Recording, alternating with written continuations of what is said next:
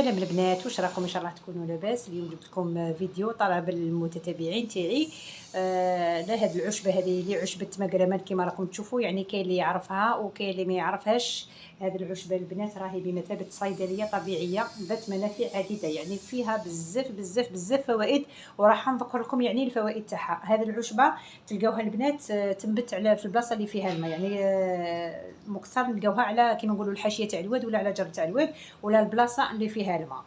هاد العشبه يعني كاين واحد العشبه تشبه لها، ما نعرفش اسمها، ولكن هي كي تمسوها هكذا كشغل فيها لصقه ولا ما باش كشغل تلصق، ها كيما راكم تشوفوا تلصق في اليد، وفيها رائحه زكيه، يعني ريحه مليحه يستعملوها بكري حتى في الصباط كيما نقولوا في الحذاء تاع في الحذاء ينحي ورقات هكذا، راح يعني تمتص هذيك الرائحه الكريهه وتخلي ريحه مليحه. قلت لكم هذا المقرمان ولا عشبه صابون العرايس، كاين الناس يقولوا لها صابون العرايس، كي قلت لهم مقرمان نعتها لهم قالوا لي حنا نقولوا صابون العرايس، يعني كل واحد كيفاش يسميها. في الشرق الاوسط البنات يقولوا لها عشبه الطايون باش يعرفوها، لان يتبعوني انا بزاف من المشرق العربي. عشبه الطايون هذه العشبه مليحه للمعده، مليحه للحساسيه تاع الربيع، مليحه الم المفاصل، مليحه للراس، مليحه للنزيف، مليحه للجروح، مليحه عندها كما قلت لكم عده منافع وعده استعمالات. كما نشربوها، نقدروا نشربوها تيزان الحساسيه تاع الربيع البنات.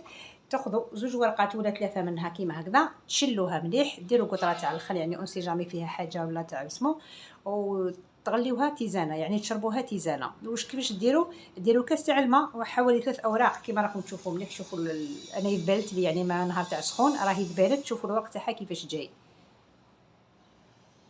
نحيو 2 ورقات ولا 3، تغليوها مع هذاك الكاس ورايحين تخليوها حوالي 10 دقائق، تغطيوها تخليوها حوالي 10 دقائق وتصفيوها وتشربوها.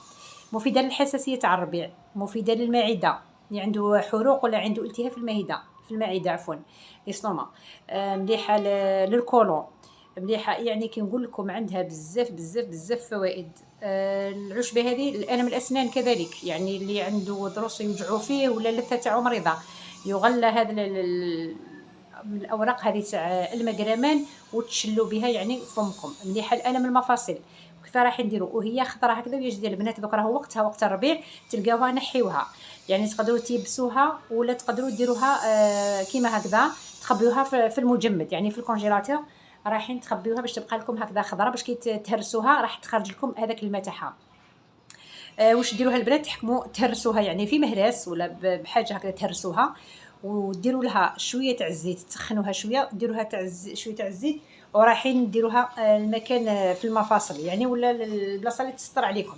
كيما نقولوا مثلا هذا المفصل تاع الركبه رايحين تحطوها هنا هكذا، العشبه هذه بعد ما هرستوها سخنتوها شويه درتوا لها زيت الزيتون، رايحين تحطوها فوق هذاك المكان اللي يوجعكم في المفصل كيما نقولوا الركبه ولا، ورايحين تغطيوها بالبابي فيلم وتخليوها. الاستعمال تاعها يكون في الليل البنات، رايحين نديروها في الليل والصباح ان شاء الله رايحين يعني تنحيوها يعني وتكرروا العمليه حتى ان شاء الله تلقاو نتيجه. كما قلت لكم هذه الوصفه مليحه عفوا هذه العشبه مليحه بزاف بزاف، عشبه المقرمه البنات شفاو عليها صدقوني يا البنات بالتجربه، يعني ما نعطيكمش حاجه ما جربتهاش ولا ما نعرفهاش. هذه النبته هذه انا نعرفها من بكري لان الاب تاعي والام تاعي كانوا يستعملوها، وزدت يعني استعملتها انا كيما نقولوا استعملتها في حوايج واحد اخرين كيما نقولوا لي ستوما كيما سمو يعني ما شاء الله لقيت يعني نتيجه من اول تجربه. مثلا النبت كيما نقولوا حنا النبت ما بيش كيفاش يسميوهم باسمو ثاني مليحه، يعني راهي ترتاح كيما نقولوا النبت تجبد هذا كامل الميكروب هذاك، راهي تشفي الجروح، يعني اللي عنده جرح ما حبش يرتاح ولا تعفن ولا هذه كيما راهي تهرسوها وتلبخوها على هذاك المكان هذاك اللي فيه الجرح ولا الجرح المتعفن هذاك، راح باذن الله تعالى راح تلقاو النتيجه يعني نتيجه سبحان الله العظيم، ترتاحوا في اقرب وقت. مليحه كما قلت لكم ثاني للحساسيه تاع الربيع، تشربوها مده 15 يوم، يعني الصباح كاس الصباح على الخوا تغليوه تيزانه وتشربوه مده 15 يوم، انسوها الحساسيه تاع الربيع رايحين تنسوها. مثلا الكراجم الربو كما قلت لكم الطاهره للجروح للسعال يعني للكحه كما نقولوا للسعال ثاني تشرب تيزانه، فيها بزاف بزاف فايده ان شاء الله. نكون فتكم بهذا الفيديو هذا وبالعشبه هذه اللي هي عشبه مقرمان. واذا عندكم اي اسئله خليوها لي في التعليقات، يعني راح نجاوبكم عليها باذن الله.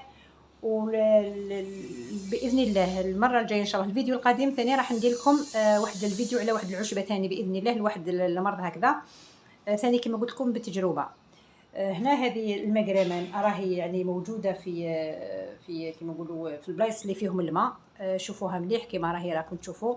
من الاحسن تكون هكذا خضراء وجديده هكذا باش كي تهرسوها في هذاك الماء تاعها، يعني نحتاجوها جديده هكذا كما قلت لكم. نخبيوها في المجمد. ان شاء الله نكون فدتكم بالفيديو هذا تاع عشبة المقرمان. سبحان الله صيدلية، يعني هي بمثابة صيدلية طبيعية. ان شاء الله يا ربي تجربوها وراح ترجعوا لي في التعليقات، ولا الناس اللي تعرفني اللي طلبت مني الفيديو هذا راح تجربوها وراح ترجعوا لي بالخبر ان شاء الله. فيديو اخر ان شاء الله ما هو وقت الربيع راهو كاينين هذو كيما نقولوا الاعشاب هذو. راح كل مره ندير لكم ان شاء الله فيديو ونوليو ان شاء الله دائما الوصفات تاع الطبخ ان شاء الله اذا قدرنا ربي. الى اللقاء حبيباتي، نتمنى تستمتعتوا بهذا الفيديو ورايحين ان شاء الله تجربوا هذا العشبة المقرمان. ما تنسوش البنات تخليوا لي جيم وخليوا لي تعليق اذا عجبكم الفيديو. الى اللقاء حبيباتي في فيديو اخر باذن الله تعالى.